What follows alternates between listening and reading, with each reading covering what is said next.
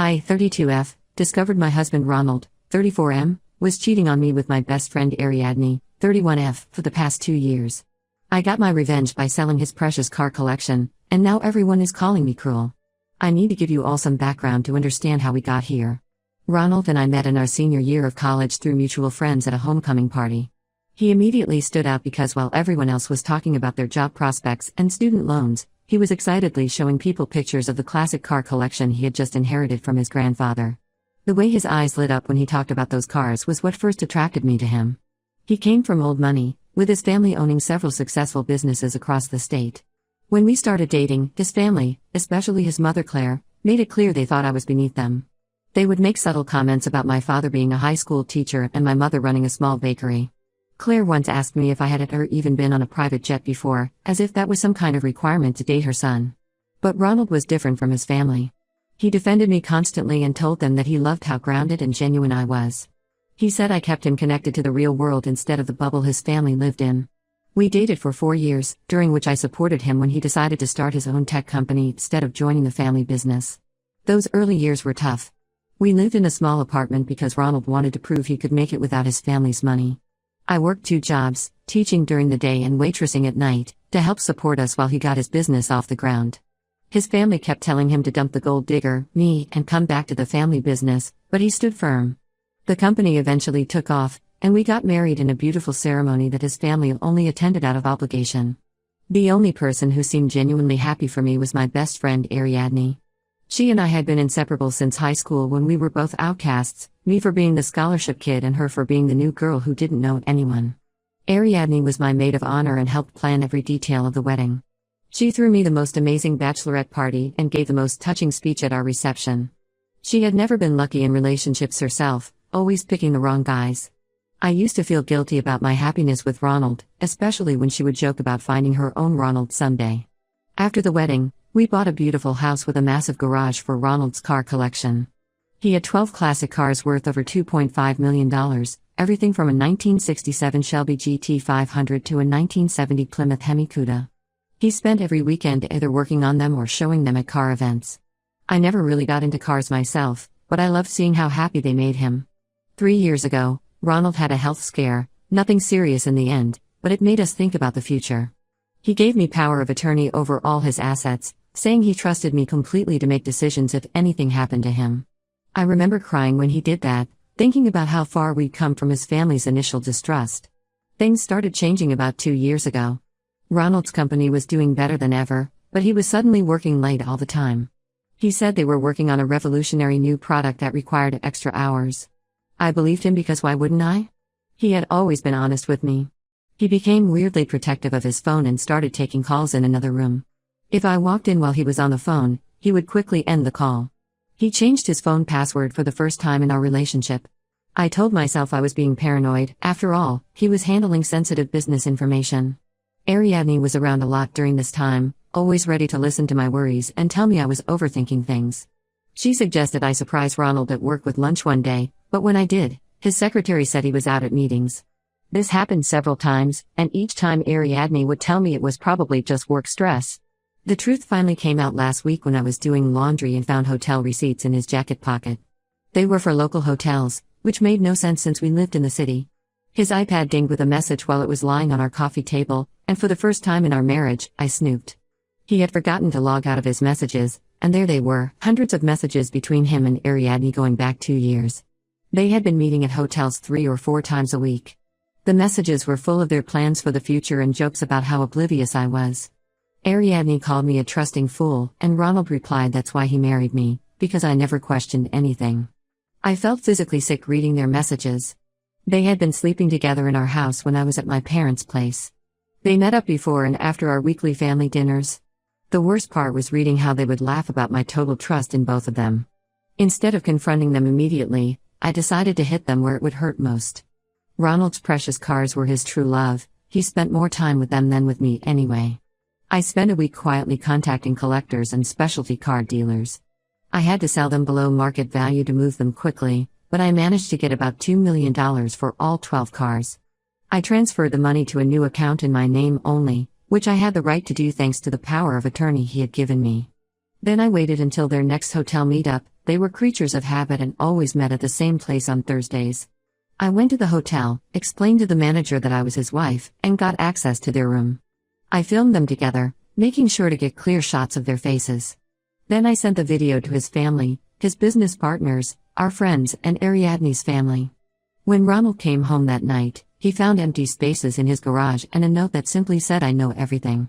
He went completely insane, calling and texting me hundreds of times. His family is threatening every kind of legal action imaginable, and Ariadne's family won't even speak to her. My own family is divided. My mom and sister say I should have just filed for divorce, while my dad and brothers think Ronald got what he deserved. Some of our friends say I went too nuclear by involving his business partners, but I wanted everyone to know exactly what kind of people they are. Ida for destroying his most prized possession after he destroyed my trust and marriage? Update 1 first, I want to thank everyone for their support on my original post.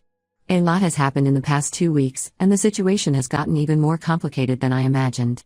After I sold Ronald's cars, he tried to freeze all our joint accounts, but I had already moved most of our shared money. I left enough to cover our regular bills because I'm not completely heartless, but I made sure he couldn't touch the car money or our main savings. His family is beyond furious. Apparently, several of those cars had been in their family for 3 generations. His grandfather had specifically mentioned in his will that the cars should stay in the family, though legally they belonged to Ronald.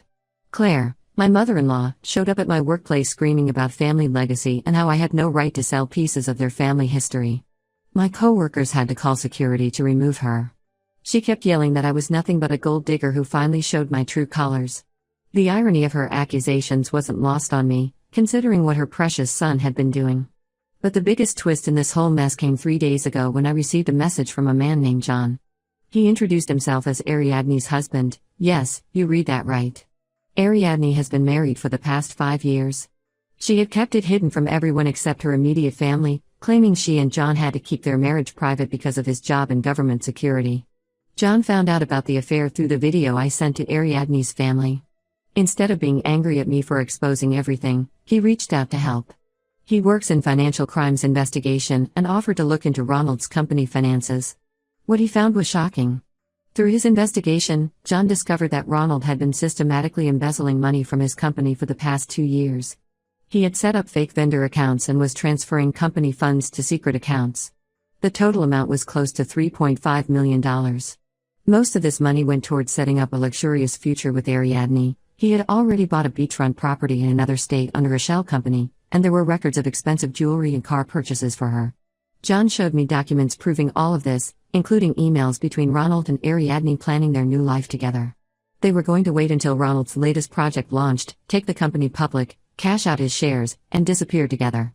They had even discussed how to make me look incompetent so Ronald could claim I was mentally unstable and get the power of attorney revoked before they left. I forwarded all this evidence to Ronald's business partners and the relevant authorities. The company's board of directors has called for an emergency meeting, and several major investors have already pulled out. The company's stock value dropped by 40% in just 2 days after the news broke. Ariadne finally tried to contact me yesterday.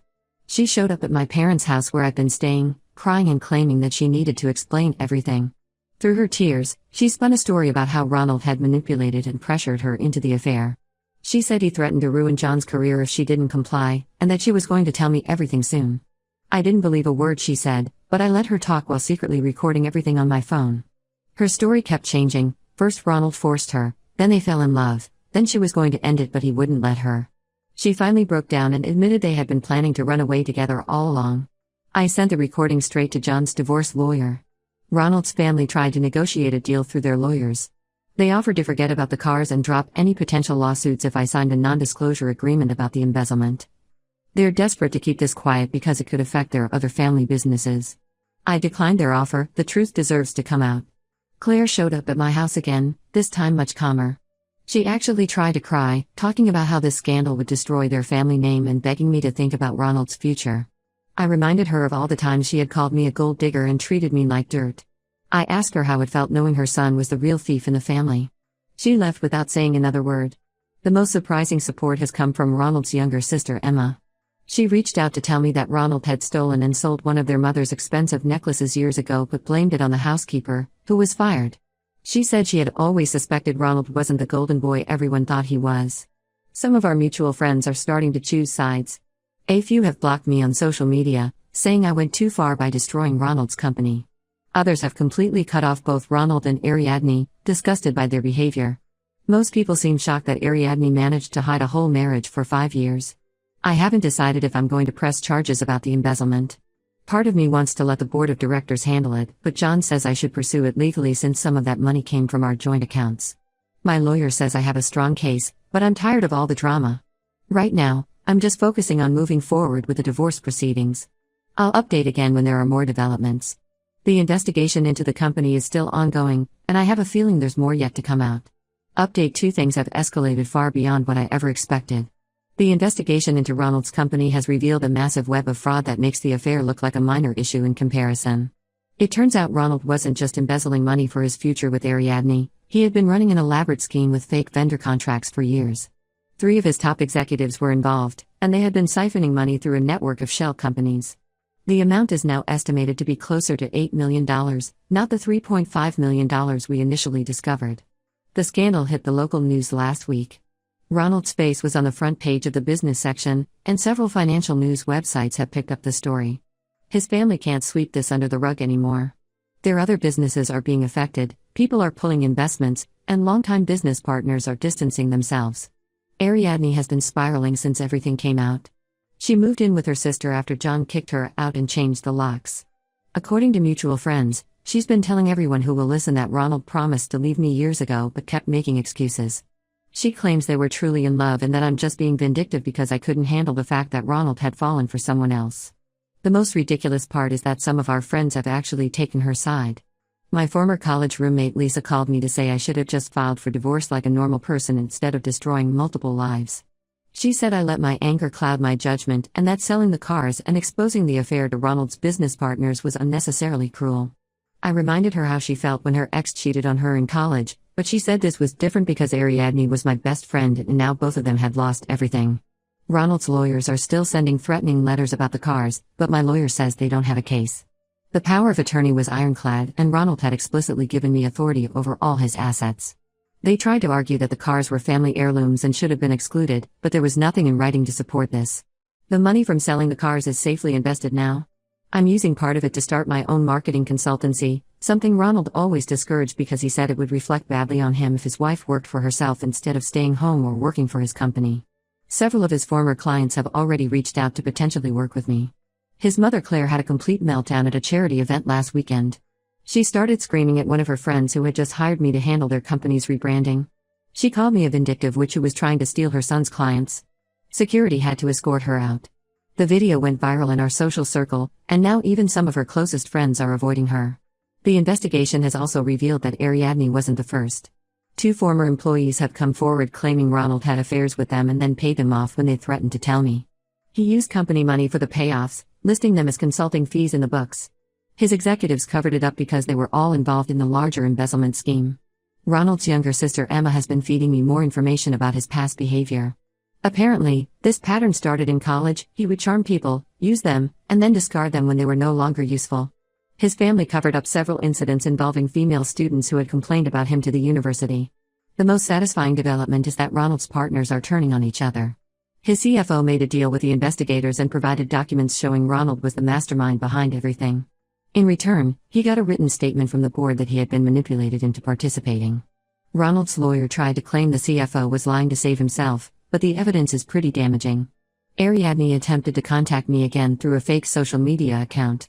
She wrote a long message about how she never meant for any of this to happen and that Ronald had promised her a beautiful life together. She said they had planned to get married once his divorce from me was finalized, and she had already picked out her wedding dress. I didn't respond, but I did forward the message to John's lawyer. I've stopped following the news about Ronald's company and the investigation. My therapist suggested focusing on my new business and moving forward instead of getting caught up in their drama. The only updates I get now are from my lawyer, who says both criminal and civil charges are likely coming soon. Some people still think I went too far, but I don't regret anything. They chose to play stupid games, and now they're winning stupid prizes. Update 3: the divorce was finally settled last week, and I can honestly say it was worth every penny I spent on lawyers. Ronald's legal troubles meant he couldn't fight too hard about the cars or other assets. His lawyers advised him to settle quickly to show cooperation before his criminal trial. The prosecutor's office has filed multiple charges against Ronald for embezzlement, wire fraud, and falsifying business records. He's looking at significant prison time if convicted. Most of his former friends and business associates have completely abandoned him. Even his country club membership was revoked, which apparently bothered him more than the criminal charges. Ariadne's life has completely fallen apart. After John finalized their divorce, she tried to reconcile with him by sending him a 30-page letter explaining how Ronald had seduced her and promising she had changed. John responded by having his lawyer send her a cease and desist letter. He's now dating a lawyer he met during the divorce proceedings, and they recently bought a house together. Ariadne lost her job at the marketing firm when the scandal broke. Turns out sleeping with a client's husband and helping him embezzle money isn't great for business. She had to move back to her hometown in Idaho and is now working as a waitress at her cousin's diner. She posts daily inspirational quotes on social media about surviving betrayal and finding yourself, acting like she's the victim in all this. Last week she started a podcast about surviving narcissistic abuse. Apparently, Ronald is the narcissist who ruined her life, not the married man she chose to have an affair with. I used the car money to buy that beachfront property they had been planning to escape to. It's deliciously ironic that I'm now living in the house that was supposed to be their love nest. I've turned it into a beautiful home office for my new business, which has really taken off. 3 of Ronald's former clients signed with me last month alone. Ronald's family still tries to harass me occasionally. Claire sends nasty emails from new addresses every time I block her old ones. She's become obsessed with clearing the family name and even tried to write a book about how I supposedly manipulated and trapped her son.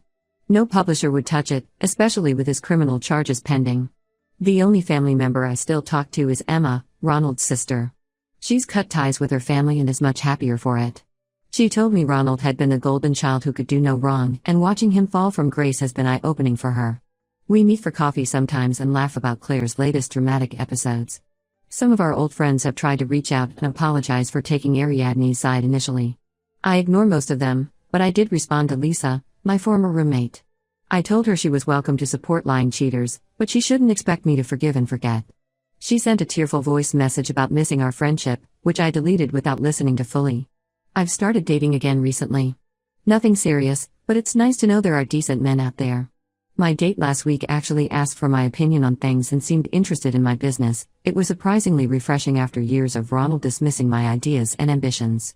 People still occasionally tell me I went too far with my revenge, that I should have just walked away with my dignity. But I walked away with my dignity and $2 million in car money, plus a thriving business and a beach house. I'd say I won this round. For those wondering if I regret anything, absolutely not. The best revenge isn't just living well, it's living well in the house your cheating husband bought for his mistress while he prepares for his criminal trial. Karma really does come through sometimes.